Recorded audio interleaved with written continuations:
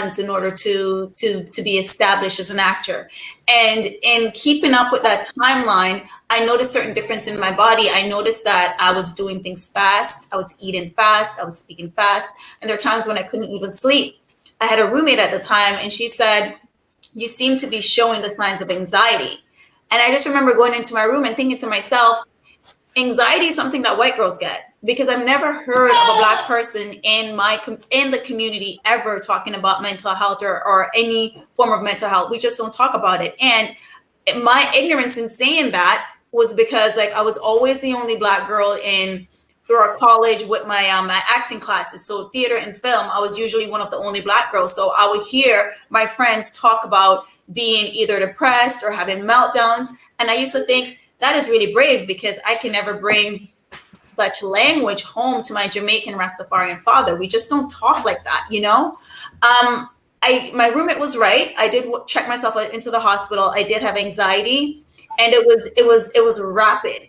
It's the feeling of being locked in a cage, like your heart is in this cage and it's beating 1,000,000 miles per second. And with every beat, your heart is growing bigger and bigger, but the cage is getting smaller and smaller. I honestly felt like I was going to die. I decided that I had to move back home to Toronto because I was really sick. And although I love Vancouver, love the friends there that I made, I needed family to take care of me.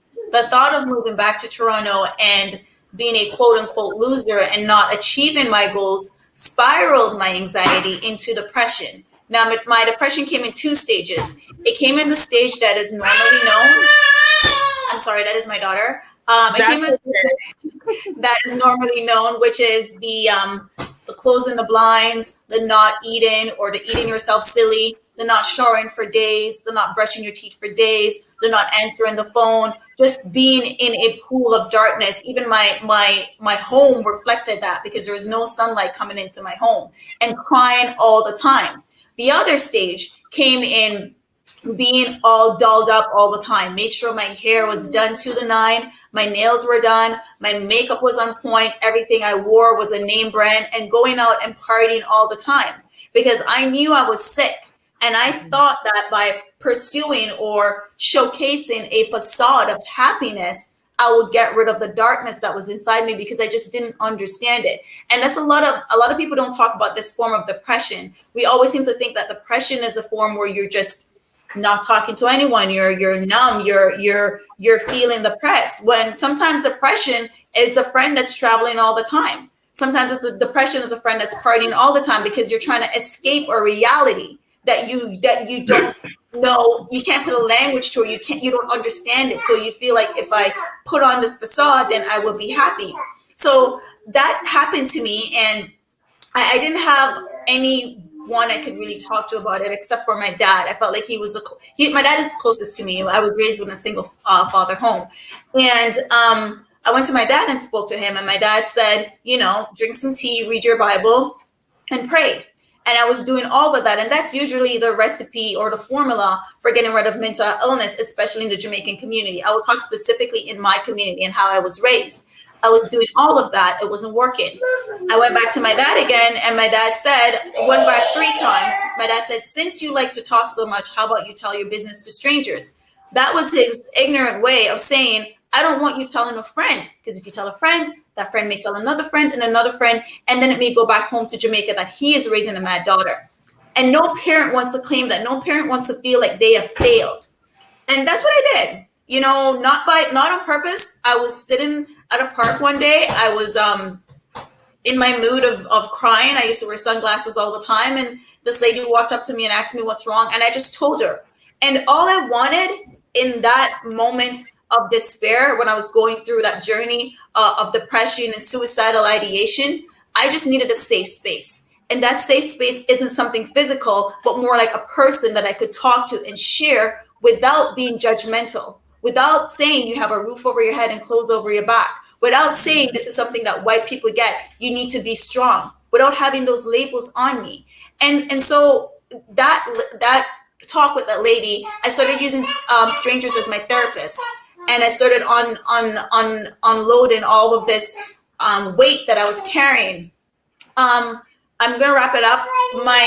I decided that I was going to do a show a show called The Mystic Effect. I wanted to fuse all the elements of art together and put people that aren't really have a name for themselves yet in Toronto, give them a stage to perform.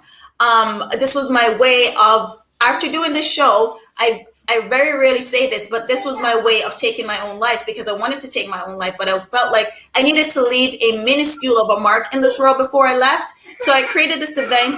It was sold out. And honestly, every single person that came to that event that said, you need to do it again, is the reason of why I'm here today.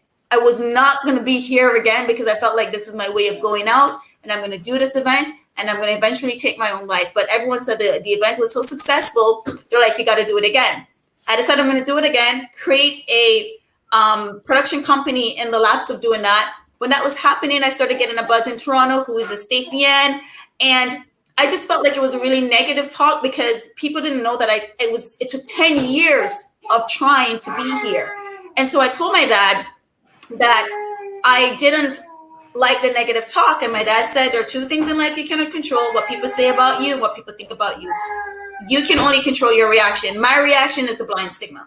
So I decided to make a documentary on how mental health is viewed in the Black community. I decided that it's too much of a stigma. It is the dust that we continuously sweep under the rug. It's the big elephant in the room that no one addresses. It's the veil of shame, and shame loves secrecy. It's the veil of shame that we wear, and it is the biggest silent killer in our community, because we don't talk about it. And this is an aspiring actress to now being a mental health advocate because of that film, because it broke grounds in a way that finally people can realize that they're not alone. And I did it in a way where I wanted the Black community to not think that a person that's struggling with mental illness is haggard or homeless, the typical stereotypes that's labeled on us. I want them to know that you can be struggling with your mental health, you can be suicidal and look just like me.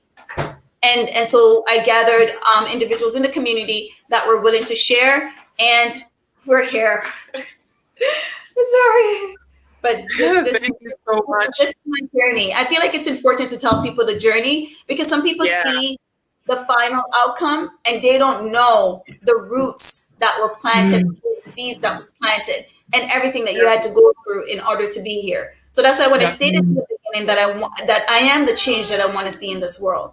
My whole career is built on taking a pain and remixing it into my purpose and leading by example. Thank you. Thank you so much for sharing that. I have a comment here from NV Thompson that says, finally connected. And I know why that is, because I see on my end that the first 5 minutes of us being on was not actually being broadcast. Okay. So they missed our introductions. So that was the problem. Remember, I was actually saying that it looked like Facebook wasn't connecting, and it was definitely not connecting. Yeah. And YouTube also didn't connect as well. So I'm going to briefly say that this is an episode on mental health in the Black community. Worldwide, this is an issue, whether you're from Jamaica, Trinidad, from Canada, the US, Ghana, Nigeria. The Black community has an issue when it comes to the stigma of mental health. And this conversation is very important. And psychotherapist, and Stacy-Ann Buchanan, who is a mental health advocate and filmmaker, who are guests on the show today. Later on, we will have another guest popping in, a surprise guest popping in later on. But so far, we have these two fantastic women. Stacy-Ann has just shared her story as to what led to her ending up becoming a mental health advocate. And thank you so much. She said a couple of things that perhaps you can also address, Genevieve, which were when she said that her father was saying that she shouldn't talk to other people about it. And that's something that in the Black community, and no matter where you're from, it's this whole thing of don't tell people, because there's this shame involved with sharing it with someone outside of your family or your inner circle. What do you think that stems from, if you know, and how can we overcome that? Yeah, absolutely. Thank you so much, Stacy-Ann, for the context there. You speak with such passion and eloquence, and I feel your heart when you're telling your story, and that's really important to convey. When it comes to the Black community, and regardless of where we are, local or global, International. I find that we have come to a place where we've sort of normalized and perhaps even begun to celebrate some, some destructive behaviors. And one of those is secrecy, the rules surrounding information, how we share that information, how and who we share that information with. And so, that idea that we keep things to ourselves is really protective in intent, but destructive in manifestation. So we intend to keep the information insular so that we protect our family from the outside world that has historically been dangerous, a threat, damaging for us. But what happens is then we internalize some of those rules and it becomes damaging to us because we are unable to sort of connect, share, reach out for help, really come to a place where we have greater understanding of what we are feeling, how we are feeling, what to do with all these feelings, and then, of course, how to get help as they relate to what we're feeling. So I think, when it comes to sort of the foundations or perhaps some of how we've been informed historically, I don't necessarily think it's from a negative place. I think it's sort of a product of us as we've evolved over time.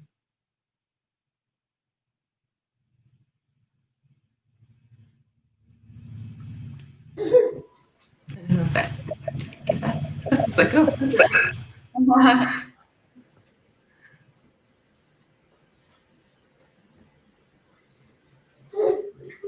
Can you see me? Yes. I can see you. Yes. Okay, I'm back. The internet dropped for a second. Oh, gotcha. Yeah. All right. So Genevieve, you were giving an answer when the internet dropped. Okay. So I can just sort of repeat it. Yeah, I was saying that when it comes to, well, first of all, thank you, Stacy, for your story. And I was saying that, just in terms of the rules that we have been following and some of the behaviors that we've normalized within our community, the foundation hasn't necessarily been, oh, did we drop again? Uh-oh. I can hear you. I can hear you. Yeah. So I was saying that we sort of normalized and perhaps even begun to celebrate some of these destructive behaviors. And I don't think that the intent is malicious. I think what was supposed to be something that protected us, right? Keeping information insular, it protects us from the outside world. It protects us from what historically has been a threat to us, right?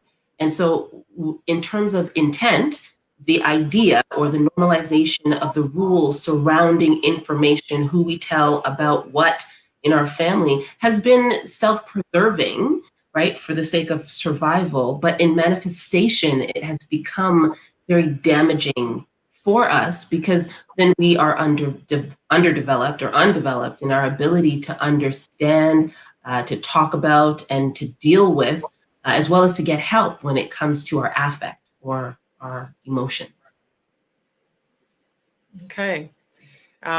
You certainly address those things, and it's still quite worrying the way that we are in our communities. How we still, even though we know all the things that you're saying, we still have a problem with people not wanting to share or being told that they need to go to the church. That's the other thing that in our community we find is, and it's not that I'm here to say that anything is wrong with anybody's particular faith, but one of the challenges that we have in our community is the give it to God, pray it away, and people making a person with mental health or, depression feel like if it's not going away through prayer or through relying on their faith, then something's wrong with them, or they have to keep it inside. I don't know if you have faced this yourself personally, Stacy-Ann, if anybody's ever said anything like that. But Genevieve, is that something that is a problem that needs to be addressed? When it comes to, especially when it comes to the church and maybe a sole responsibility framework, any sole responsibility framework is unhelpful. And so while, pray it away, give it to God, can be a part of the framework for solution, or a part of, or maybe not a part of, one of the resources that you access to help you, I don't think it can necessarily be the only resource. And so for sure, it's problematic to depend on or to rely on one thing that hasn't, in all of our years of living, or sort of addressing mental health care and health in general, it hasn't produced the results that we are claiming it's supposed to produce. And so there may be some questioning or some challenging of basis of those claims that we need to do, right? So prayer, yes, is great, but is prayer alone necessary? And so we have to sort of expand our thinking where addressing our whole person is concerned. Mm-hmm. Yes. And Stacy-Ann, did you ever have this issue? Did people tell you to, pray about it? And how did you respond? Absolutely. That was my dad's response, was to pray and drink tea and read my Bible. And I respond like this now that I've been educated and I've been in that boat. I say, if there's a doctor, if you go to a doctor for your physical well-being, why can't you seek professional help for your mental well-being as well? And I use it as a challenge to say, hey, there are different aspects, and the church and therapy can exist. They can exist. It's okay to use them in the same sentence, And I feel like it's a way of not addressing it. It's a way of turning a blind eye to the problem that exists. That's just a way of shaming it away, And I think more and more the Black community is realizing that it is okay. This is not a challenge to my faith. Yeah, absolutely. Away. It's okay for me to seek therapy, and I'm really a champion on normalizing therapy and normalizing healing. 100%. There is no shame in that. That's good, and I think you're right about normalizing healing.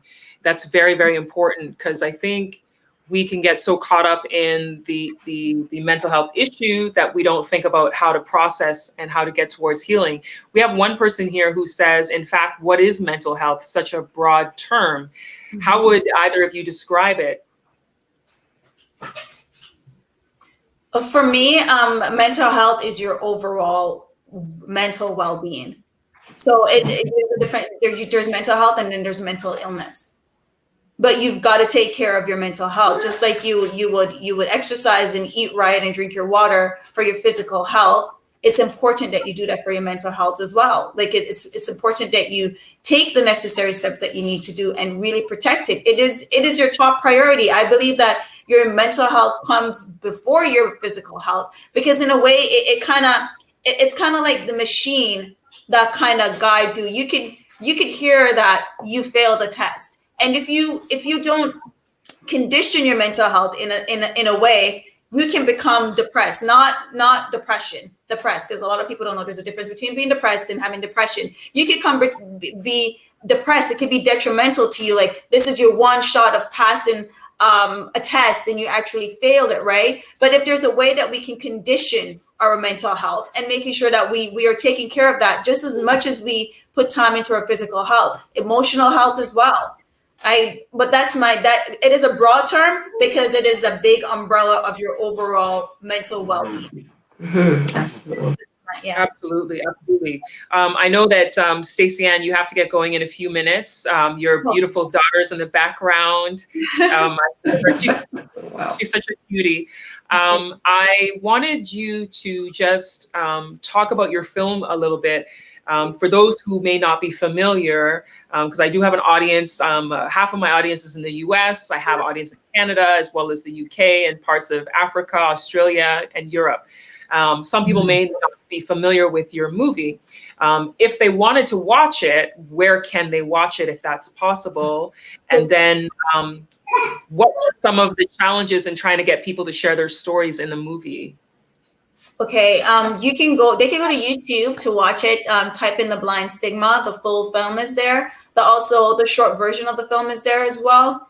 The challenges that I find was really getting a Black male's perspective to be a part of this documentary. We only have one Black male, and I'm so grateful and honored for Freddie coming on board saying, "Hey, I'm going to talk about it." It's because it's this big shame, it's this whole title of being the strong Black man. It's this whole title of saying if you break down or if you talk about it, you're going to be looked upon as being a sissy, quote unquote. You're not going to look upon as being strong. So there's a huge stigma from men, Black men especially, to come forward and talk about their mental illness because society has placed them in such a category where it dehumanizes us. Period. The label of the strong Black man and the strong Black woman. I have a huge issue with that. But I guess that's another time we'll talk about that. I am so passionate about that, about dismantling that whole term, because it's something that dehumanizes us and makes it seem like it's not okay for us to ask for help. And so the film, the challenges was really getting a male perspective and also finding a director for the film. I found a director that I wanted to work with, but he felt like the Black community would not support the Black community. So I ended up doing the film myself. And I'm like, this needs to be seen. This is something that really needs to be seen. Making the film, the community really poured out. The community really, really helped and showed their support, whether their help was cooking the meals for us that day when we filmed, from donating t-shirts, from spreading the word. When the film premiered, it premiered February 7, 2015. It was a snowstorm that day. It was packed. We had people outside. I would say that the only challenge was getting the male's perspective, but this film it brought the community together. I have so much respect and love for everyone that has supported this film. And you can find it on YouTube. Okay, great. Thank you so much, Stacy-Ann. Definitely The Blind Stigma. I've seen it, and it does address some really, really important things. And when I saw it, because I knew some people in it, I was like, wow, I didn't know that this person was going through so much. So that whole thing of you see someone and they look like everything's great, but you don't know what's happening inside and behind the scenes, So I thank you for that particular film and what you did. It was amazing. It was fantastic. So thank you. And thank you for your time today. I know you got to get going. Yes. Do you have one last thought before you leave? I do. I just want the community and everybody watching this to know that they are not alone. Hi, Trey. Oh, wow. I also want them to know that it's okay to ask for help, and that being strong is not carrying everything by yourself. Being strong is putting down that load and saying, "Hey, I need help."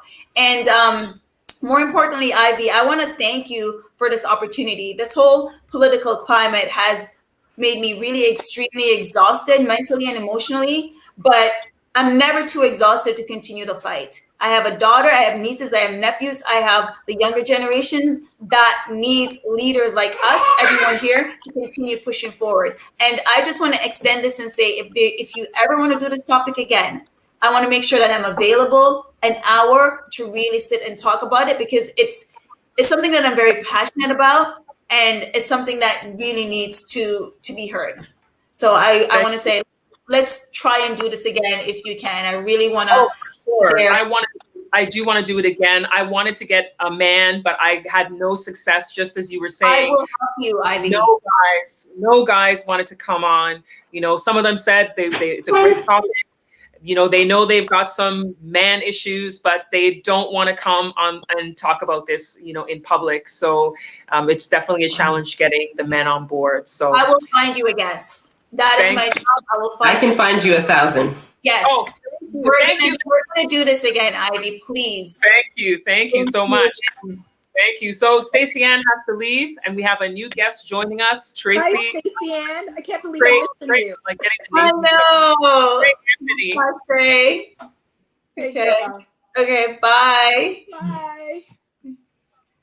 So Trey Anthony is our next guest joining us today. She is an accomplished writer, producer,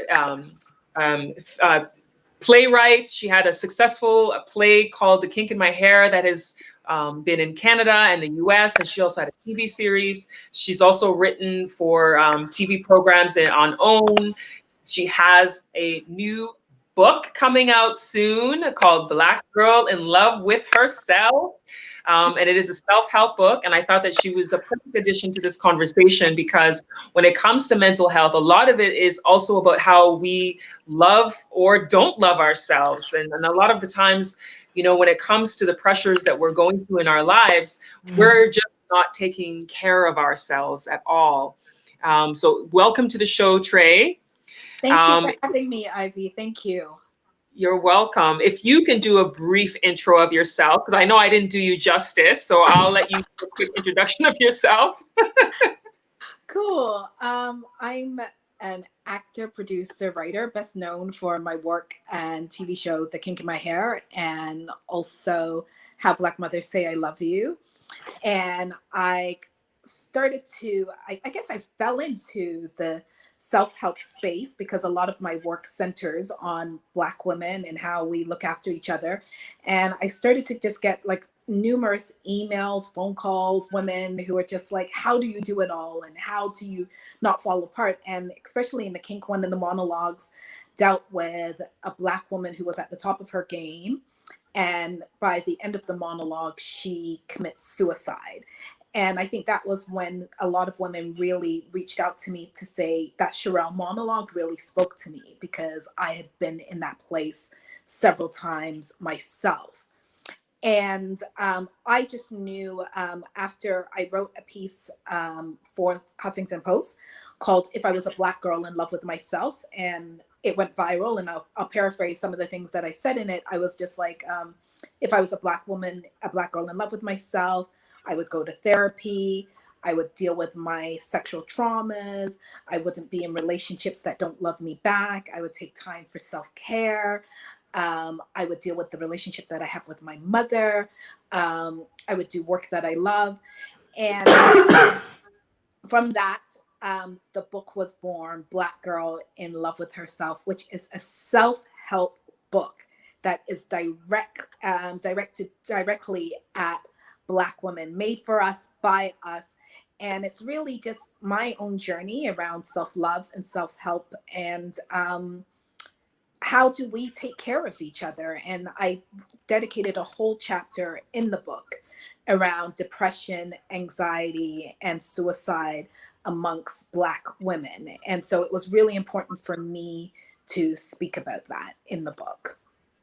Okay, awesome. Thank you so much for that introduction of yourself.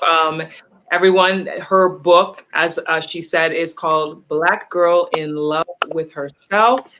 And let me put that on the screen so that you can see what the cover looks like. Ooh, that is the cover of the book, Black Girl in Love with Herself. It is coming soon. Self-help is so important, so important. Trey, the other guest I have today is Genevieve Alao. She is a registered psychotherapist with about 10 years experience with counseling people. And so she's been giving some really great information from a professional standpoint on mental health awareness. I want to shift the conversation now to something we haven't gone too deep in yet, which is trauma as a Black person. because, and as Black women, specifically in the times we're living, you know, with this recent news about Breonna Taylor and her killers not being prosecuted or charged or anything, it's angering, and it makes the Black woman feel like, what is our worth, you know? And it's just one of the many instances that can affect our mental health, our mental wellness from day to day. So, Trey, I want to ask you, what are some of the things that you suggest women, Black women, do on a daily basis to try to support themselves mentally when we're exhausted with the way that things have been? Great question, Ivy. For myself, and what I also recommend to a lot of my clients and people that I work with, is we have to unplug from the trauma. We have to really get away from the trauma. Myself, I do not watch any of the news, and I'm more than aware of what's going on in the world, right? And it gets filtered to me through various things. But I just realized, for me, I do not want to see Black men or Black women, you know, dying on my screen. There's no need for me to watch the video of George Floyd's death or read every single report about Breonna Taylor, because I know what's going on. We are quite aware as Black people that we are under siege. And I think sometimes we have to really be aware of what this vicarious trauma does to us. Myself, who's an empath, who takes in everything, I'm really aware of energy. And so for me, it's like taking first thing in the morning is making sure that I'm not looking at my phone. I do meditation. That is something that is really essential for me. I now have a newborn, and I remember many years ago, before I became a mother, and I used to say to women, oh, you got to meditate and you got to do this, you got to do that. Now I'm a mother. I wish somebody had kicked me in my mouth to say, where do you have the time to do all of this?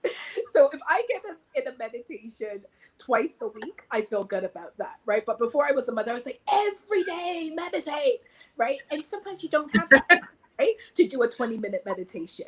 And sometimes it's just that simple thing of sometimes I know the schedule that my son gets up at. He usually gets up between 6 o'clock to 6:45.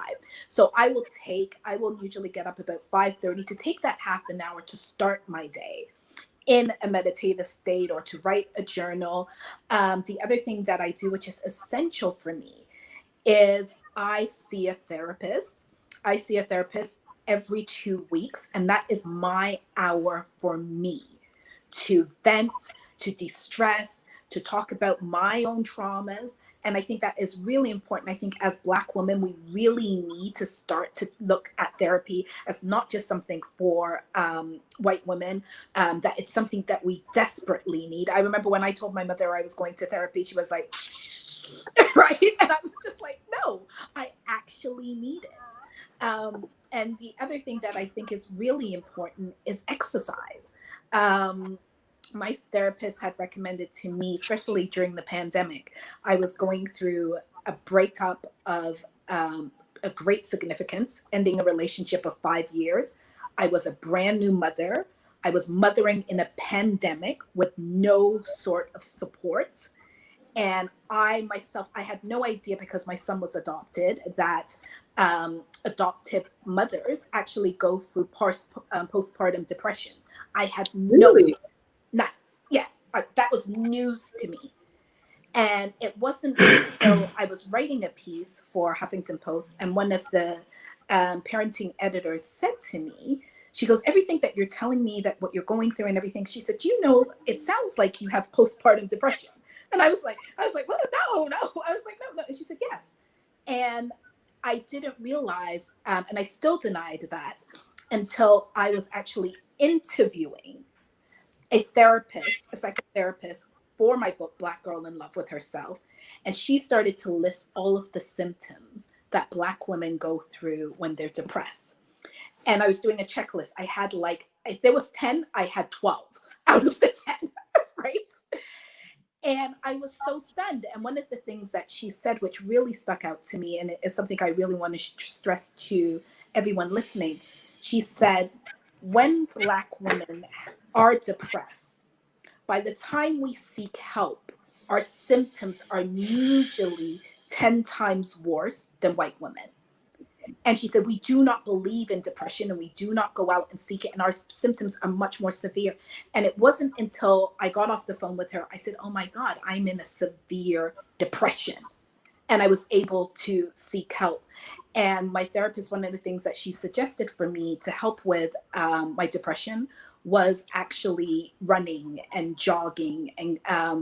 And now I'm up to jogging nearly 5 kilometers every day, and that's something that I do with the baby. Wow. and it's something that it just really has helped my mental health.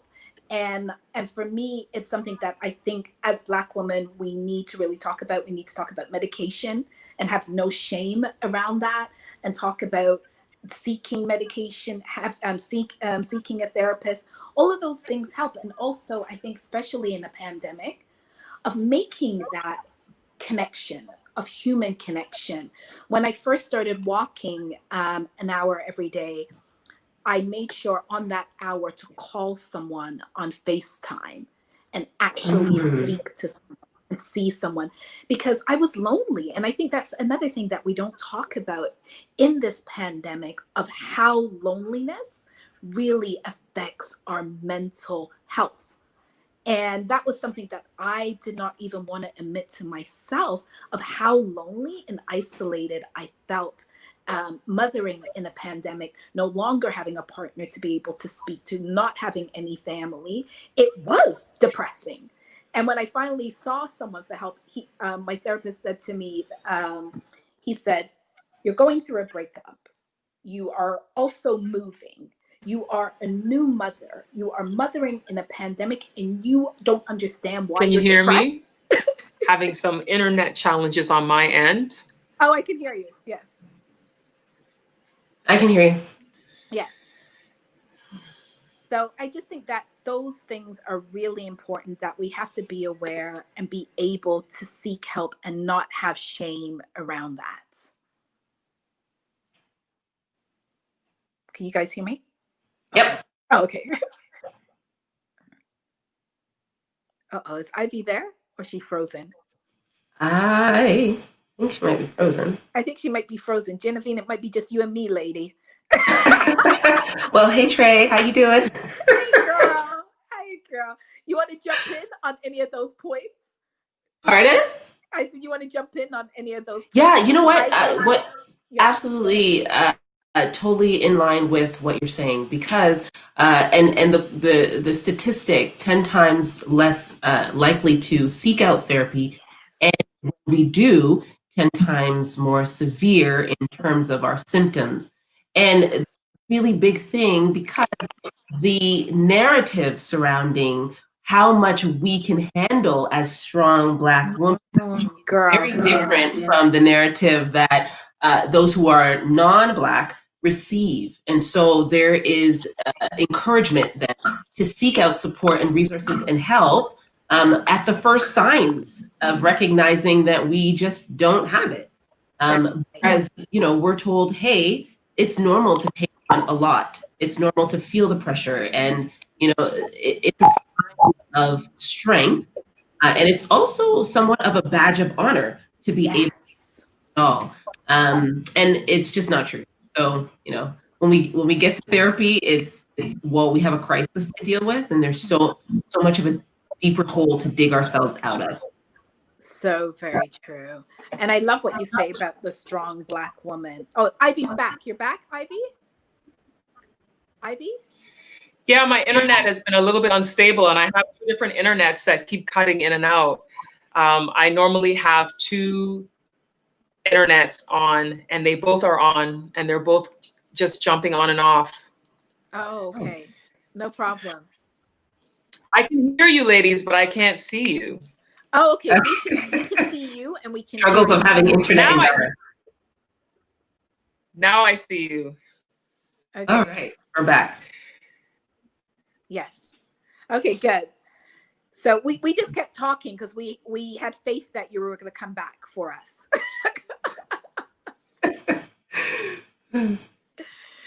So I wanted to jump on the points that Genevieve talked about the strong Black woman. I know for me, one of the things where I was really reluctant in seeking help was around the fact I came from a single mom who worked 3 jobs. I came from a grandmother who got up at night and went and swept trains for a living, very working class. And I think a lot of us, when we see what our mothers and grandmothers have basically taken on and had the world on their backs, we kind of then don't think that we should feel any kind of stress or any kind of level of like, oh, I can't do this, because we look at our mothers and we look at our grandmothers and we're like, oh, but they did it without complaining and they were okay. And I think that's how we start to really play into this strong Black woman trope at all times, because we start thinking all of the time, if they can do it, then why not us? Like, what do we have to complain about? Like, I've heard my mother many times say to me, I wish I had your life. Oh, you have it so easy. So if you're hearing that, you then do not think that there's any place for you to complain about, right?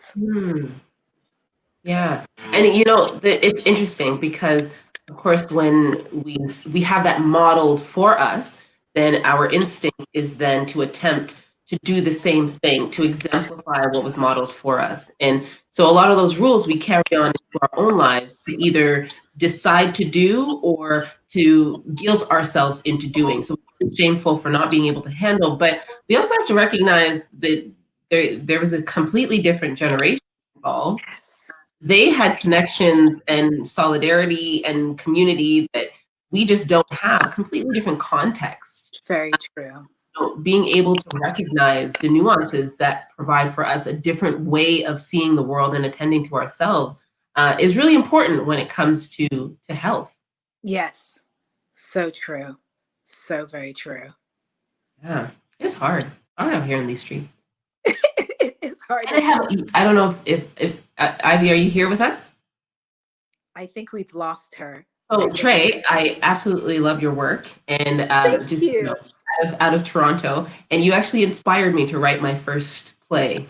And this was a long time ago, but you did, so thank you for that. Oh, amazing! I'm so happy when I hear Black women doing this thing and doing theater, because we need more Black women voices. So that is amazing. Absolutely. Thank you. And I'm so glad that you're a psychotherapist. I got to get you on to do some talks around my book as well, because I'm absolutely a whole bunch of promos. So I'd love to get your opinion on things. So anytime. I think it's so important. I think this topic is just so important because I did catch the tail end of the wonderful Stacy-Ann talking about the stigma of and the shame that we carry around mental health. And I remember when I was writing my book and I was talking about mental health in my family and how that has shown up in my family, how many women in my family had undiagnosed mental health. Yes. And we did not talk about it, but yet we knew that's what was going on. In my book, I talk about how I remember my grandmother, like maybe once every 3 months would just go into her room and close all of the curtains, and she would put the comforter over her head, and she would not come out for days. And I would just go into the room sometimes as a little girl and drop her off a cup of tea, and I would hear her being just like, I'm so fed up. I'm so fed up. I'm so fed up. Oh. And she would do that. And then maybe 4 or 5 days after, she would get up and everyone just went back to normal and life just went on. Yeah, nobody talked about it. Nobody talked about it. No one said a thing, nothing. And even when I was going through my own struggles, my mom was at my house one day. And after I got off the phone with my therapist, I said to my mom, I think I'm depressed. And she goes, of course you're depressed. Everybody knows you're depressed. And I was like, oh, what do you mean? Wow. But that was just it. And she was just like, but you're your mother's daughter. You'll figure it out. You're working. Yeah. And even looking at that, the messages that you receive there as a young person, going into grandma's room, it's sort of like, oh, we deal with our problems in our rooms by ourselves, isolated, anybody else knowing? Is that sort of the thing that happens, right? And so seeking help or even talking to your mom or It is so true. Uh-oh, don't tell me I lost Genevieve as well. anybody You there? else is sort of a thing. Yes. We're back? Oh, Yeah? Did you you're lose me? cutting out. You're cutting out a little bit. Now you're back. Okay. Can you see me or hear me? I can't see you, but I can hear you. Okay, because I can't see me, and now I can see you and hear you. Oh, wow. I don't know. Poor Ivy. I think it's her internet in Yeah. Ghana. Yeah. Okay. Wow. I loved the show. I thought it was great. And do we still have guests watching? Sorry, people watching? I don't know. Are there people? Are there anyone? If you're there, say something so we know we're not alone. Because I keep thinking it's just you and me, Genevieve. And that's it. Which is fine. I'm okay with that. That's okay. And where do you practice? How would people get in touch with you if they want to be a client? Well, I'm in Toronto, GTA. I have to say, I want to thank you two ladies for being so fantastic and continuing as I keep going off. Thank you so much, ladies. You are fantastic. Absolutely. I mean, this is a great topic. We can sort of talk about this until, the end of time. Can you hear me? Right? Because there are so many nuance layers. I can hear you. I can hear you. Of all days for me to have the worst internet experience, today was such an important topic, and it just keeps dropping off today. I have to apologize and say you guys have been wonderful with the way you've been continuing on with the conversation. That's how sisters support each other, lady. That's what we do. That's what we do. The show must go on. That's what we do. That's how we support each other. Love that. Love that. So fitting. Right? Genevieve was telling people how they could reach her if they wanted to reach out to you and be a client of yours. Yeah, absolutely. I mean, cornercounselor.com or cornercounselor@gmail.com. Here, reach out if you need support. I recognize that there are a lot of issues surrounding mental health care, and especially within our community. We look at socioeconomic status, we look at funding, finances, access, and so on. So, if finances are an issue, I work with you because I do recognize the value and the benefit of mental health care in our community. So, that's amazing. Can you guys hear me again? Yes. I can hear you. Okay. Trey, I can hear you, but I can't see you. I can't see you guys either. I can see you guys, but I don't see me anymore. I don't know. I was there, and I don't know where I am. Okay. When you see yourself, there should be okay, I think you may be coming back. Am I back? I see an icon. I don't see your face. Okay, because I was trying to get back, but I don't see me anymore. Maybe there's a button that says add to stream in your image. No. When you hover over yourself, okay, there should be an add to stream that pops up. Okay, hold on. I don't know where the heck I am. Hold on. Oh, she dropped off. Uh-oh. Okay. There was a subtract from stream. I have to commend you for continuing. This has been the absolute worst experience I've had with live streaming. The internet just keeps going and going, unfortunately, today. Okay, it looks like Trey is coming back. Am I back? There we are. Yes, you're back. There's a comment here that says it's an iPhone issue. Okay. Maybe you have an iPhone and that's the issue. Yes. So what I did is I came out and now I came back in. Okay. I All do right. have an iPhone, so maybe that's what it was. Okay. All right. Thank you so much for for continuing on when I dropped off with this internet situation. You ladies have been fantastic. I commend you, and just great conversation going. I noticed in the comments there was one person who said, "Is this just for ladies today?" It was, I think, Kofi Azuma who had commented, and I wanted to address that, Kofi, that it's not just for ladies. Black women are part of the Black community. It happens to be we're talking about that right now. I wanted to have men on this, but no men agreed to come and be part of the conversation. Otherwise, we would have some men in this conversation as well.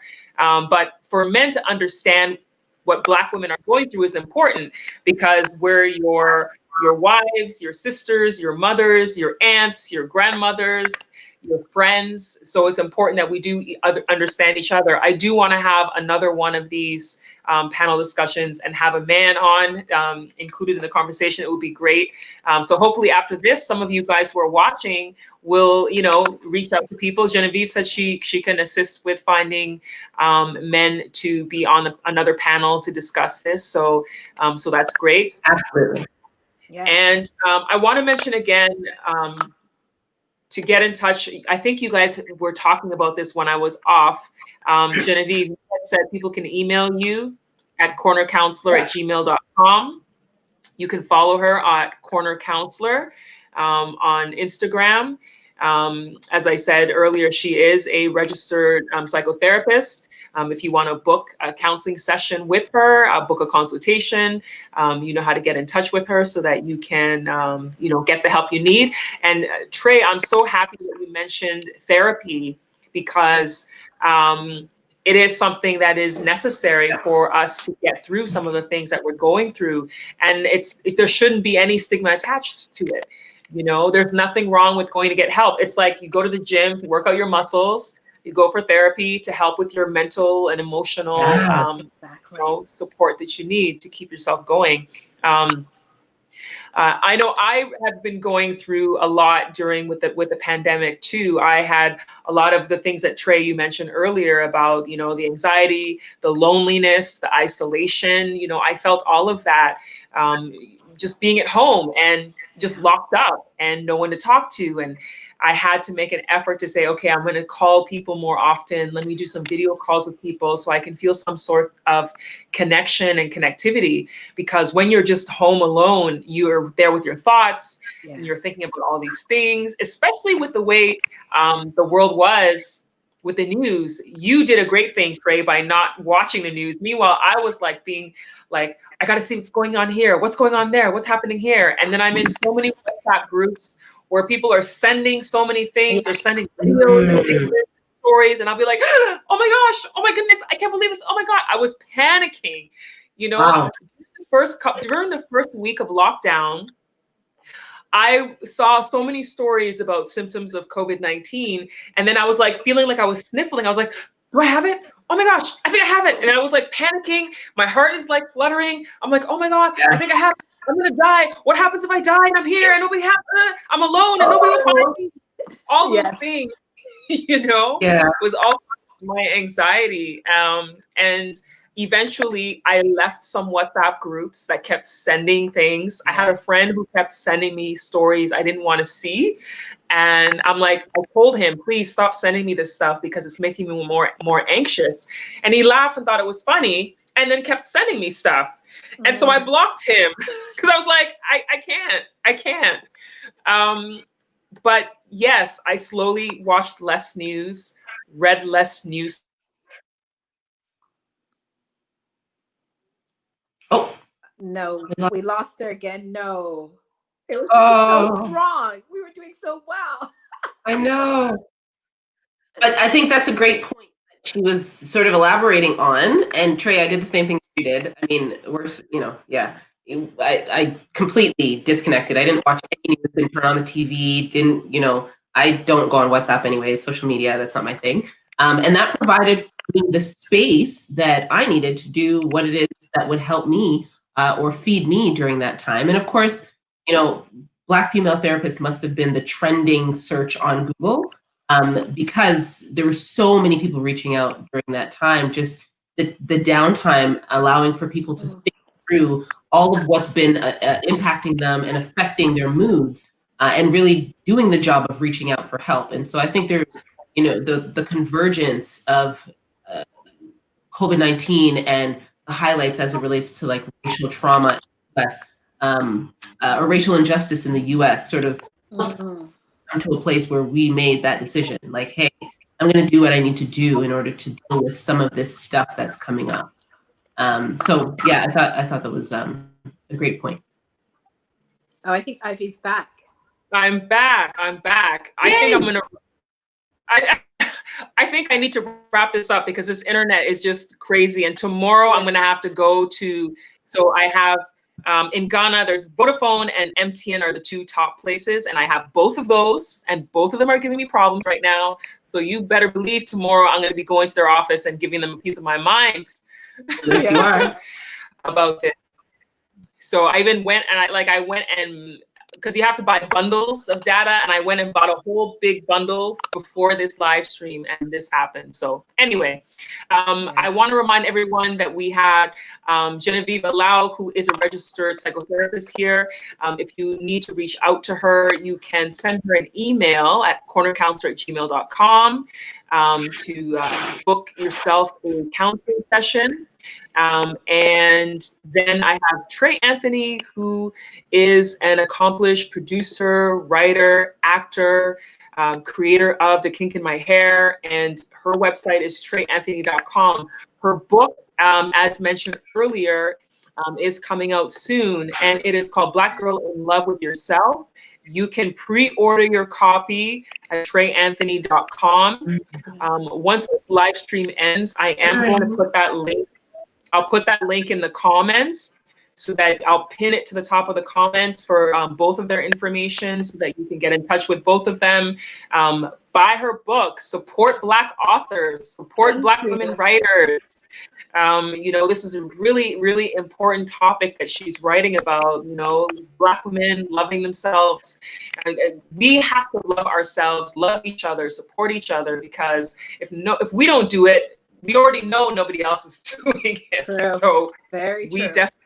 we definitely have to be doing it. So I'm going to let each of you give your final thoughts before we sign off. Really cool.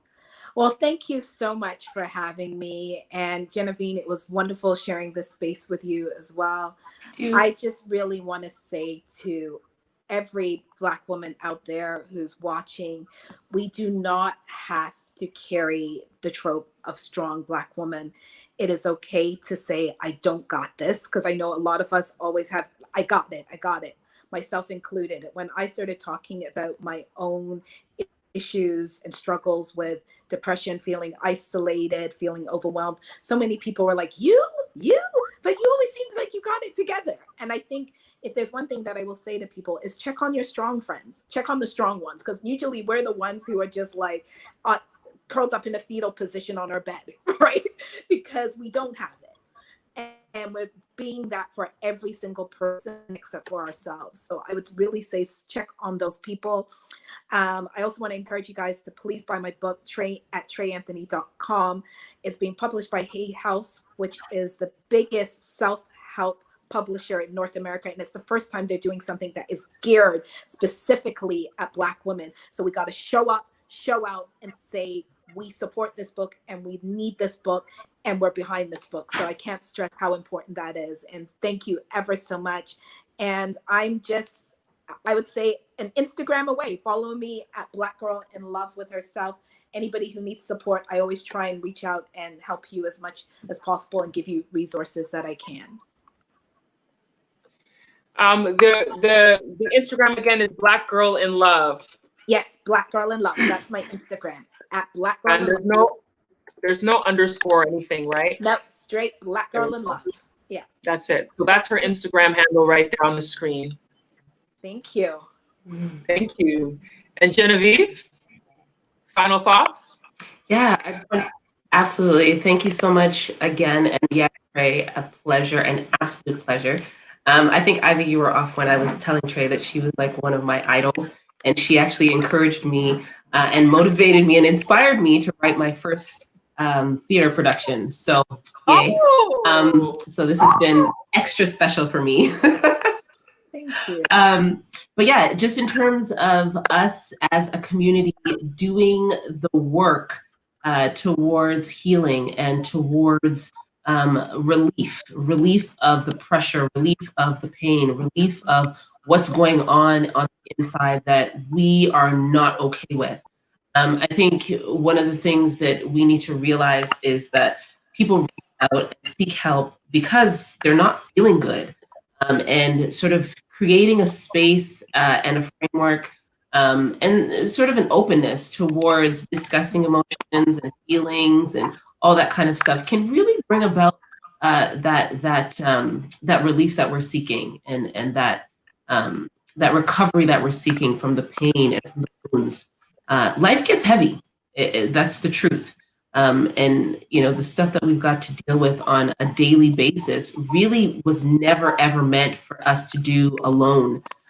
We are meant to live in community. We are created for relationship and reaching out, touching someone else, supporting someone else, helping someone else, but also asking for the support and help that you need is important. That's what community is all about, what we are all about as human beings. So let's do that and encourage everyone to make space and make room to do that in their lives. And of course, don't date anybody that doesn't do therapy. That's right. That's a good one. That's a good one. I'm with you on that. That's a whole other conversation. Yeah, a whole different conversation. 110%. It is. I was joking about that part. I was joking. For all of but you make a good point there. Good point. You make a good point. So thank you so much, ladies. Again, we're wrapping up, and thank you everybody who's here and stuck it through as my internet kept popping in and out. Thank goodness we have these wonderful ladies who kept the conversation going, and I'm sure that all of you who are on enjoyed it. As I said, Trey Anthony, buy her book, Black Girl in Love with Herself. Visit her website, treyanthony.com, to pre-order your copy.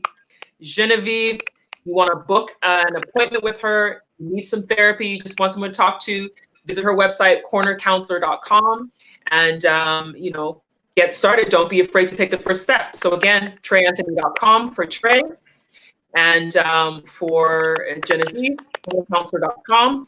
You can reach them both. And I'm going to put the cover of the book here again so you don't forget what it looks like. Black Girl in Love with Herself. That's the book. Get it. I got to go online and do my pre-order of a copy too. Yes. Oh yeah, that's happening right now. Yeah. Support a sister.